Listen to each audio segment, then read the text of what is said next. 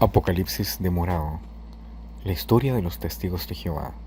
Tercera edición. Desde 1876, los testigos de Jehová han creído que están viviendo en los últimos días del mundo actual. Charles Taze Russell, fundador de la secta, aconsejó a sus seguidores que los miembros de la Iglesia de Cristo serían raptados en 1878 y para 1914 Cristo destruiría las naciones y establecería su reino en la tierra. La primera profecía no se cumplió, pero el estallido de la Primera Guerra Mundial le dio cierta credibilidad a la segunda. Desde entonces, los testigos de Jehová han estado prediciendo que el mundo terminará en breve. Su número ha crecido a muchos millones de seguidores en más de 200 países. Distribuyen miles de millones de piezas de literatura anualmente y continúan anticipando el fin del mundo. Durante casi 30 años, el Apocalipsis de Morado de James Penton ha sido el estudio académico definitivo de este movimiento religioso. Como ex miembro de la secta, Penton ofrece una visión general completa de los testigos de Jehová. Su libro se divide en 3 partes, cada una presentando la historia de los testigos en un contexto diferente: histórico, doctrinal y sociológico. Algunos de los temas que discute son conocidos por el público en general, como la oposición de la secta al servicio militar y las transfusiones de sangre. Otros involucran controversias internas, incluyendo luchas por el control político de la organización y el manejo de la disidencia dentro de las filas. Completamente revisada, la tercera edición del texto clásico de Penton incluye nueva información sustancial sobre las fuentes de la teología de Russell y sobre los primeros líderes de la Iglesia, así como la cobertura de los acontecimientos importantes dentro de la secta desde la segunda edición, que fue publicado hace 15 años. M. James Penton es profesor emérito de la historia e estudios religiosos en la Universidad de Lethbridge. Apocalipsis de Morado. La historia de los testigos de Jehová. Tercera edición. M. James Penton. Prefacio. Ya han pasado 28 años desde que se publicó la primera edición del Apocalipsis de Morado, y mucho ha pasado para hacerme sentir que una nueva edición, la tercera, será de valor. Cuando salió la primera edición, los testigos de Jehová todavía se creían que para el año 2000 el Apocalipsis habría destruido el sistema mundial actual y que ellos, los sobrevivientes de la batalla de Armagedón, estarían morando en un paraíso restaurado bajo el gobierno milenario de Cristo Jesús. Por supuesto que eso no sucedió. El Apocalipsis se retrasó una vez más. Desde entonces, en un periodo de solo 19 años, el cuerpo gobernante de los testigos de Jehová ha presentado 2 explicaciones distintas y contradictorias sobre por qué sus predicciones anteriores fracasaron tan descaradamente. Así que, desde un punto de vista académico, estas explicaciones y sus efectos en la comunidad mundial de los testigos merecen un análisis cuidadoso. Antes de tratar tales asuntos, sentí que era necesario hacer un estudio más profundo de los antecedentes y la historia temprana de los estudiantes de la Biblia. Los testigos de Jehová, desde hace mucho tiempo, ha sido algo seriamente descuidado. Motivado por la investigación, publicaciones y asistencia personal de Carl Olof Johnson, los primeros trabajos publicados sobre el trasfondo del movimiento de estudiantes de la Biblia me fue proporcionado por Jeff Mesera, el director de la Biblioteca de Estudiantes Bíblicos de Chicago. Además de un número de publicaciones académicas recientes, he podido recopilar gran parte de la información que aparece en el capítulo 1 de la presente edición. Confío en que demostrará cómo, igual que los milenaritas y varios adventistas antes de ellos, los testigos de Jehová son los herederos estadounidenses inconformistas del puritanismo británico y que están más estrechamente relacionados con muchas de las iglesias y sectas del fundamentalismo evangélico de Estados Unidos, más de lo que ellos quisieran admitir. En los capítulos 2 y 3 presento una evaluación más completa que en el pasado de los roles administrativos de los dos primeros presidentes de la Watchtower Society de Pensilvania, Charles Taze Russell y J. F. Rutherford. Debo dar las gracias a tres personas que han contribuido tanto a mi mayor conocimiento de estos hombres y sus actividades. La primera es Barbara Anderson, que ha hecho una investigación sobresaliente sobre Russell y su esposa María y ha descubierto una gran cantidad de información latente sobre la pareja. El segundo es James Parkinson, quien ha proporcionado datos sobre la familia Russell y los suegros de Russell. El tercero es Rod Person, quien se ha convertido en un experto en J. F. Rutherford y su toma del control personal de la sociedad de la Watchtower y eventualmente de la comunidad de estudiantes bíblicos y testigos de Jehová. Él, al igual que Barbara Anderson y James Parkinson, han compartido amablemente información que yo no había desconocido anteriormente. Me proporcionó fotos de los 4 directores de la Watchtower que J. F. Rutherford depuso y comprobó ediciones anteriores de Apocalipsis demorado por posibles errores. Otras personas también han sido particularmente útiles en la preparación de los capítulos restantes de esta edición de Apocalipsis demorado. Estos son Ray Matera, la fallecida Rosalie Hughes, Paul Grundy, Peter Johnny, Michael Castro, mi querida esposa Marilyn y mi hijo David. Ray Matera hizo una comprobación del texto anterior que había preparado para una obra alemana basada en Apocalipsis demorado e hizo muchas correcciones en esta obra, proporcionando evaluaciones actualizadas de las enseñanzas de los testigos de Jehová que han sido particularmente útiles en la versión de esta edición para su publicación. Rosalie Hughes me ayudó mucho en hacer contactos con personas que han proporcionado información que de otra manera no habría podido obtener. Paul Grundy ha contribuido directamente a algunas de las evaluaciones que hago en el capítulo 6 al permitirme utilizar 2 de sus gráficos y otros materiales para demostrar la desaceleración del crecimiento de los testigos. Peter Johnny me ha ayudado de varias maneras, especialmente en la aportación de documentos sobre las relaciones de la Sociedad Watchtower con las Naciones Unidas. Michael Castro, al igual que Rod Person, ha sido muy útil para proporcionar imágenes para esta publicación. Sobre todo, Marilyn merece mucho crédito. Pasó muchas horas comprobando mi texto a pesar de estar frágil de salud antes de su muerte. David fue particularmente útil en la mejora de la calidad de una serie de fotos antiguas que aparecen en esta edición de Apocalipsis demorado. También quiero dar las gracias a varias personas que me han proporcionado información importante y documentos confidenciales de la organización Watchtower, cuyos nombres no puedo revelar porque, si lo hiciera, serían expulsados y rechazados por la comunidad de testigos. Sus relaciones financieras y familiares, y en algunos casos sus matrimonios, podrían ser destruidos. Por último, quiero dar las gracias sinceramente al personal de la Universidad de Toronto Press y especialmente a Douglas Hildebrand, que ha demostrado ser un editor amable y muy útil en la sustitución de mi querido viejo amigo, el difunto Virgil Duff, quien editó 4 ediciones anteriores de mis libros. Otro asunto que quiero mencionar es cómo utilizo los títulos Watchtower y Watchtower, lo que podría llevar a cierta confusión a menos que se aclare. El término Watchtower, separado, denota de la Watchtower Bible and Tract Society of Pennsylvania, que se incorporó en 1884 y durante mucho tiempo siguió siendo la principal organización editorial y administrativa de los hombres que supervisaban los asuntos de los estudiantes de la Biblia, o testigos de Jehová.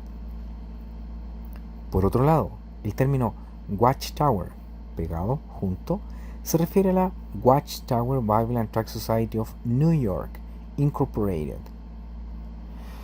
Para hacer las cosas aún más complejas, la publicación principal de ambas sociedades fue conocida durante mucho tiempo como la revista The Watchtower, la Atalaya, pero su nombre fue cambiado en 1932 a The Watchtower, junto. Entonces, ¿cómo he decidido utilizar estos términos? La respuesta es que mientras discutía los acontecimientos anteriores a 1939, generalmente he utilizado el término Watchtower separado para denotar lo que los testigos de Jehová se refieren como la sociedad. A partir de entonces, debido a que la sociedad de Nueva York se convirtió en el principal dueño de las propiedades de los testigos en Estados Unidos y se utilizó para dirigir las actividades de los testigos de Jehová en todo el mundo, he escogido usar el término Watchtower junto, a menos que específicamente quiera referirme a la Corporación de Pensilvania. En cuanto a la revista, he dado el título tal como apareció en cualquier número dado a lo largo de los años. Como es apropiado y habitual, asumo toda la responsabilidad por cualquier error que pudiera aparecer en las siguientes páginas de este libro. James Penton, Bradford, Ontario, 23 de julio del año 2013. Introducción. La comunidad religiosa, ahora conocida como los Testigos de Jehová, originalmente se convirtieron en una secta separada en la década de 1870 y ha permanecido como tal desde entonces. El autor Richard Niebuhr dijo en 1929 que una secta, al enfrentarse con éxito creciente, movilidad social ascendente de sus miembros y cierta reconciliación con el mundo, se convierten casi automáticamente en una denominación, una secta burocratizada con rutinas, una secta acomodada.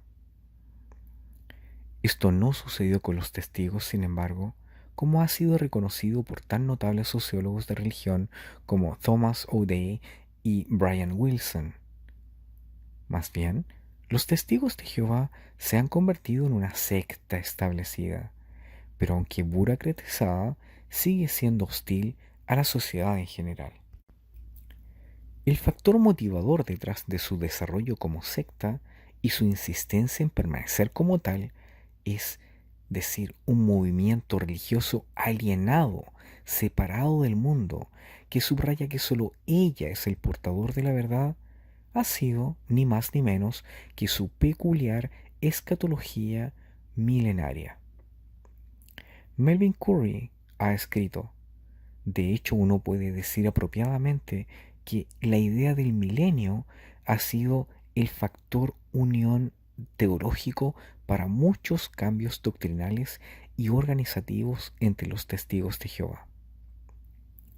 Sin embargo, aun reconociendo este hecho, Curry no ha ido lo suficientemente lejos en la idea.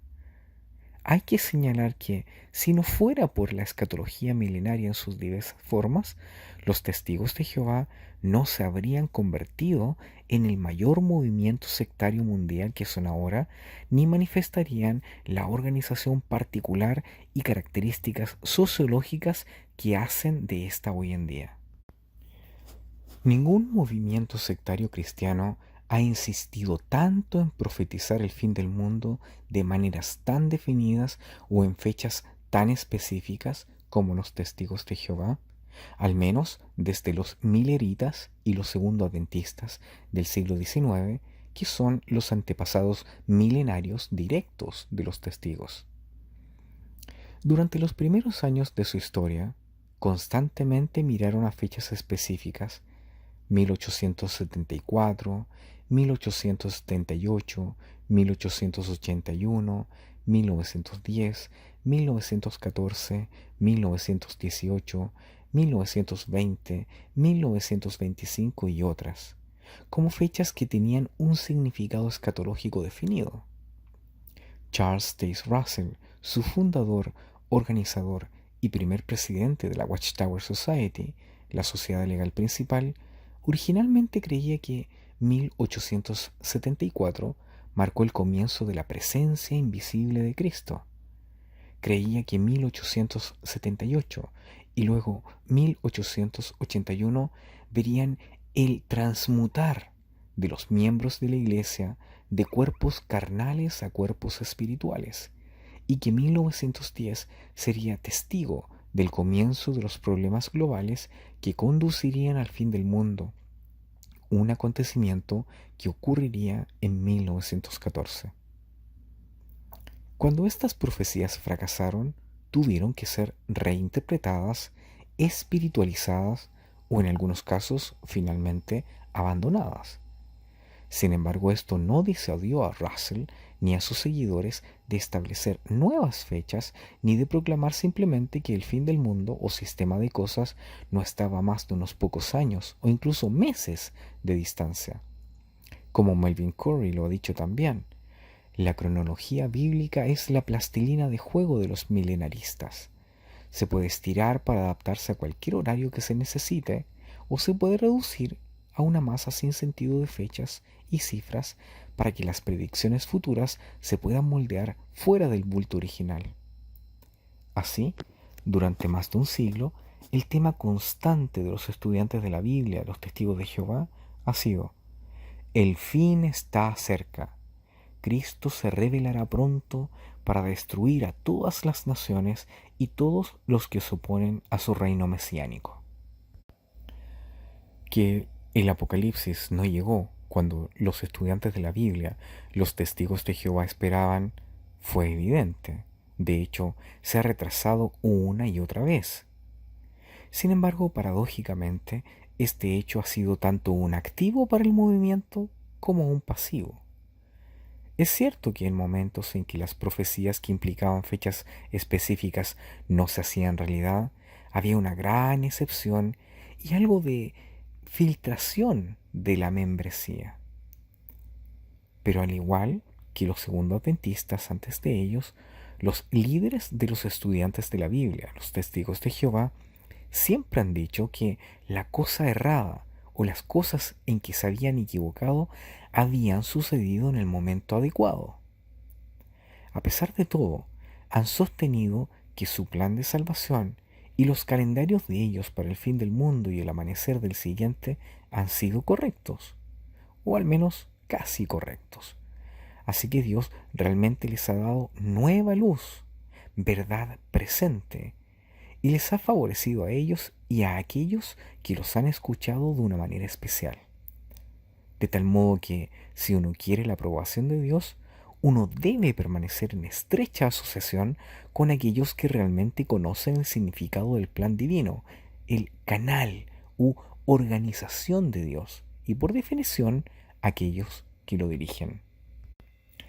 Esta poderosa atracción para ciertos conocimientos especiales, una especie de gnosticismo, ha sido común en grupos dentro del judaísmo, la cristiandad y el islam por siglos. Solo hay que recordar los ejemplos de mesías como Abraham Abulafia, Solomón Molca y Sabbatai Zevi dentro del judaísmo, los montanistas, los anabaptistas de Mánster, los hombres de la Quinta Monarquía, los mileritas, los adventistas, los mormones y otros grupos del cristianismo, y la tradición maísta dentro del Islam para darse cuenta cómo esto es así.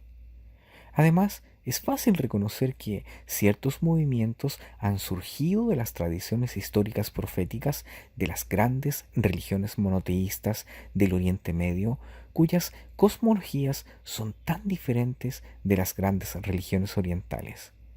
Porque si, como enseñan esas grandes religiones monoteístas, la historia realmente va en una dirección y tiene algún propósito final, entonces es importante saber por qué, cómo, dónde y cuándo. Por lo tanto, si alguien conoce las respuestas, esta persona puede afirmar que tiene conocimiento especial y, por lo tanto, una autoridad especial. Los líderes y movimientos religiosos no son los únicos que han hecho afirmaciones graves sobre lo que equivale una autoridad profética. Algunos movimientos seculares también lo han hecho. Marx y sus seguidores ciertamente lo han hecho con su doctrina del determinismo histórico, y en menor medida también lo han hecho varios movimientos fascistas. La dialéctica hegeliana, que es básica para el socialismo científico, tiene sus raíces en el concepto judeocristiano de la progresión lineal en la historia. y el sueño de Hitler de un Reich de 1000 años fue plagiado del apocalipticismo judío, el libro de revelación y las enseñanzas de los primeros padres de la Iglesia cristiana. Así, en un sentido real, tanto el marxismo como el fascismo son movimientos cuasi religiosos cuyos líderes han sido capaces de hacer afirmaciones cuasi religiosas y proféticas de autoridad. Las afirmaciones de tales movimientos proféticos, mencionadas anteriormente, han sido a menudo las que han conducido a totalitarismo de un tipo u otro. Después de todo, dudar de aquellos que dicen poseer la verdad con una V mayúscula es hacerse enemigo de Dios, de la luz, enemigos de la revelación, de la historia, enemigos de la ciencia, del pueblo, de la nación o cualquier otra cosa que se esté utilizando como base para la autoridad del líder profético o líderes seculares. Por lo tanto, se anima a que uno tome una posición. Uno debe estar a favor o en contra. Uno debe ser un hijo de la luz o un hijo de la oscuridad. Así, a medida que tales movimientos proféticos se han desarrollado, se han vuelto insistentes en guiar, dirigir y disciplinar a sus propios seguidores y en mantener una actitud de alienación hacia el mundo exterior. Esto es exactamente lo que les ha ocurrido a los testigos de Jehová. En sus años de formación, el movimiento de estudiantes de la Biblia, como se llamaba entonces a los testigos, era bastante liberal, en el sentido de que ellos creían que otros cristianos, en particular varios grupos protestantes, formaban parte de la Iglesia de Cristo y podían obtener salvación. Sin embargo, con el paso del tiempo, Russell y sus seguidores se persuadieron de que él tenía un papel especial. Era él quien era ese siervo de Mateo 24, 45, 47, quien daría alimento al tiempo apropiado para la casa de la fe. Por lo tanto, en la primera década del siglo XX, él empezó a animar a estudiar la Biblia de forma dirigida o con los estudios bereanos, en lugar del estudio bíblico libre para su rebaño. Y en 1910 afirmó que sus libros Estudios de las Escrituras eran virtualmente la Biblia en forma de temas. Sin embargo, Russell, a pesar de esto, siempre trató de persuadir a sus seguidores en vez de coaccionarlos. En este estado de cosas llegó su sucesor, el juez Joseph F. Rutherford, quien metamorfoseó a los estudiantes de la Biblia gobernados congregacionalmente en los testigos de Jehová altamente estructurados y gobernados teocráticamente, en un plazo que fue desde los años 1917 a 1938. Lo que León Trotsky declaró sobre el Partido Comunista bajo Lenin fue particularmente lo que les pasó a los testigos bajo Rutherford. Evolucionaron de un movimiento ampliamente establecido y gobernado democráticamente a uno gobernado por un solo hombre, un dictador. No es de extrañar entonces que al menos un estudiante de los Testigos de Jehová en la era post-Rutherford, Bernard Cohn, los haya comparado con varios movimientos totalitarios. Escribiendo hace casi 70 años en The American Scholar, Cohn declaró que a través de un estudio minucioso de los Testigos de Jehová, fue capaz de colocarlos en la misma categoría sociológica proletaria que varias sectas religiosas radicales y seculares como la Juventud Tradicional Alemana, el movimiento de Van der Boel, varios grupos juveniles sionistas, los nazis y los comunistas. Al afirmarlo quiso decir que los Testigos de Jehová eran un grupo socialmente alejado que siente una sensación de alienación de las sociedades más grandes en las que viven. Además de clasificarlos, sin embargo, pasó a examinar y a analizar la escatología milenaria básica y las visiones utópicas subyacentes a la naturaleza de su comunidad. y mediante dicho examen y análisis explicar la naturaleza de su prácticamente totalitario sistema de gobierno teocrático. Kohn declaró: la forma de cebolla de gobierno de los testigos de Jehová es casi un duplicado exacto de la de los gobiernos totalitarios. Están el líder y la élite que lo rodean. Hay varias clases de oficiales de campo y varias clases de miembros de rango y también de trabajo. Algunas de estas clases son reconocidas institucionalmente. Hay precursores, precursores especiales, betelitas, ancianos y publicadores, el grado más bajo.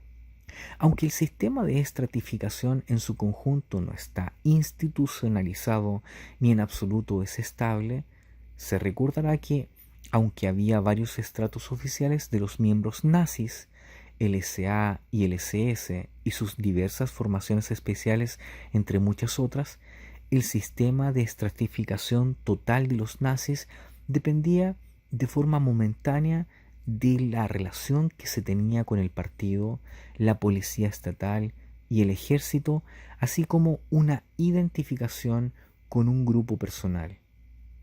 El arreglo de los testigos de Jehová es similar.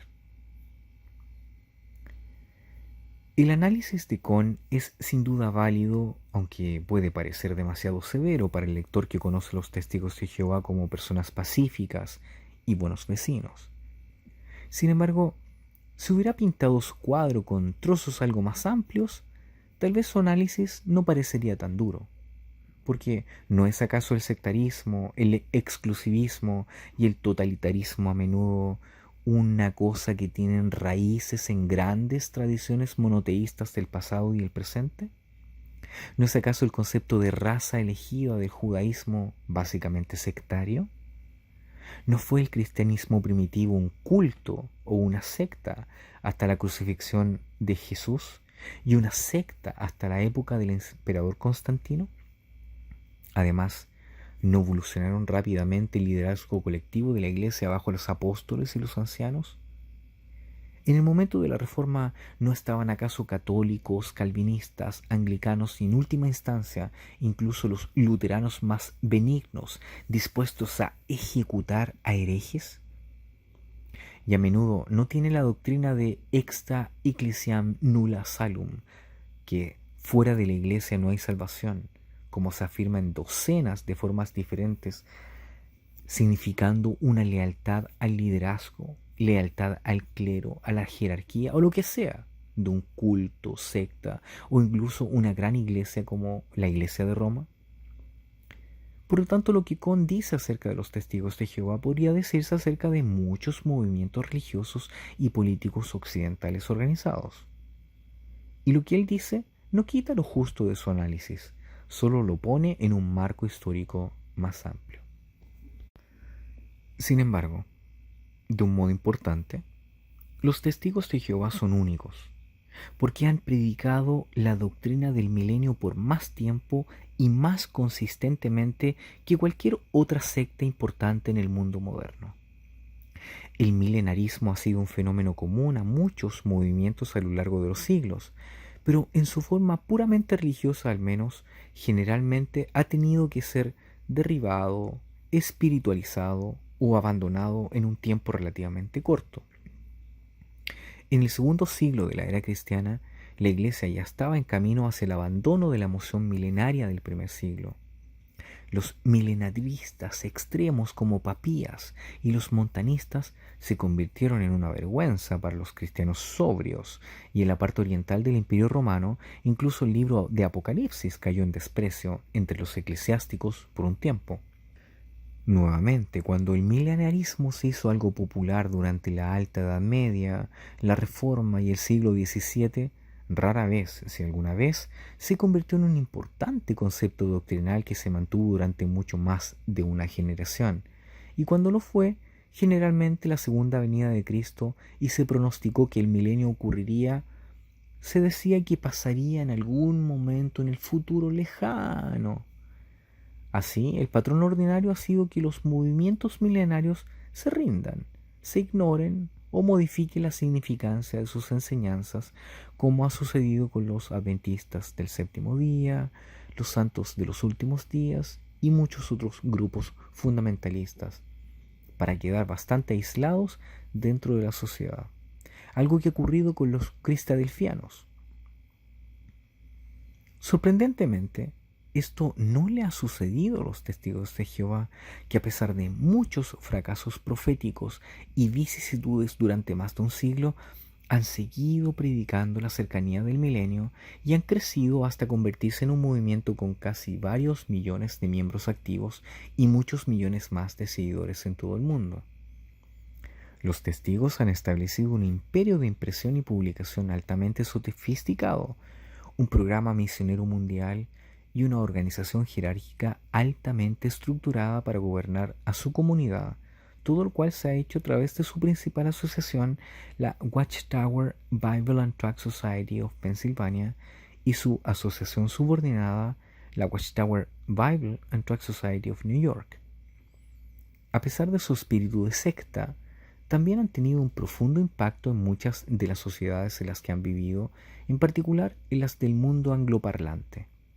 En los Estados Unidos y Canadá, sobre todo, han tenido una gran influencia en el derecho constitucional y han hecho mucho para ampliar las libertades civiles en áreas como la libertad de expresión, la libertad de culto y de prensa. También han hecho mucho para forzar a muchos países a tomar la objeción de conciencia más en serio de lo que lo habían hecho antes. Y por último, han servido tanto como críticos de la práctica médica, así como conejillos de indias médicas como resultado de su negativa a aceptar transfusiones de sangre. Así que su historia, doctrinas, comunidad y sus problemas actuales tienen un significado que pocos movimientos sectarios similares tienen hoy en día. La historia de los testigos de Jehová no es enteramente una historia de éxito. En los últimos años, el tiempo y la historia parecen haberlos alcanzado. Ya no pueden presumir como lo hicieron tanto en la década del 50 como en la década del 70, que son la religión cristiana de más rápido crecimiento. Y tampoco pueden afirmar ser una comunidad unida. Hoy en día se han fracturado con pequeños pero significativos cismas y están siendo analizados y criticados por antiguos miembros de su iglesia como nunca antes en su historia. En muchos sentidos, los testigos se han osificado. Desde hace muchas décadas han seguido las mismas técnicas misioneras con poco ajuste para los cambios sociales o tecnológicos. Cada vez se han vuelto hostiles a los nuevos desarrollos intelectuales, al mundo de la inteligencia o a los intelectuales independientes en sus propias filas. Y lo que es más importante, su liderazgo se ha convertido en una casta que se autoperpetúa y que se niega a abrirse a una crítica nueva y constructiva de casi cualquier tipo. Lo grave de esto se demuestra en los acontecimientos que han enfrentado los testigos desde 1975. Antes de esa fecha, durante un periodo de 9 años, los líderes de los testigos, en particular el hombre que se convirtió en el cuarto presidente de la sociedad Watchtower, Frederick W. Franz, proclamó ese año como la fecha probable para el fin del mundo y la nueva emoción milenaria barrió a la comunidad de testigos. Como resultado, el número de nuevos conversos subió significativamente, particularmente durante los años 1968 a 1975. Sin embargo, como siempre había sucedido en el pasado, los testigos se decepcionaron de nuevo. El apocalipsis se retrasó una vez más. Hubo un filtrar de la membresía. Esta vez, cientos de miles de personas se salieron de la secta. Un liderazgo envejecido parecía además incapaz de desarrollar algo parecido a una respuesta satisfactoria a lo que no había sucedido en 1975. Durante los años transcurridos después de este último fracaso profético, la única explicación dada por la sociedad fue una que se había abandonado antes de 1966. Poco a poco, sin embargo, los líderes de los testigos intentaron desviar la atención de su rebaño, haciendo hincapié de nuevo en la predicación. Se debe dar más a las personas la oportunidad de escuchar las buenas nuevas, de que los albores del milenio están a punto de romperse en el nuevo mundo, que llegará desprevenido, y solo los testigos de Jehová serán salvos de la ira de Dios en la batalla del Armagedón. Curiosamente, sin embargo, el actual cuerpo gobernante de los testigos de Jehová ha hecho dos grandes intentos de revisión de su calendario escatológico y de posponer el fin de este sistema a un tiempo indefinido. Sin embargo, sigue enseñando, como lo ha hecho durante muchas décadas, de que el fin debe llegar en, comillas, breve. Por lo tanto, las siguientes páginas son un intento de dar una visión general de la historia, el sistema doctrinal y la comunidad de los testigos de Jehová desde su creación en la segunda mitad del siglo XIX, y demostrar cómo, si bien su milenarismo adventista ha sido durante mucho tiempo la base de su crecimiento y éxito, es también su mayor debilidad. Una debilidad que durante más de 100 años han predicado el fin del mundo, en donde esto se ha retrasado para ellos, algo que ellos nunca esperaban que sucediera, y ellos no han sido capaces de ajustar satisfactoriamente a los acontecimientos mundiales a un mundo que a su juicio va agonizando.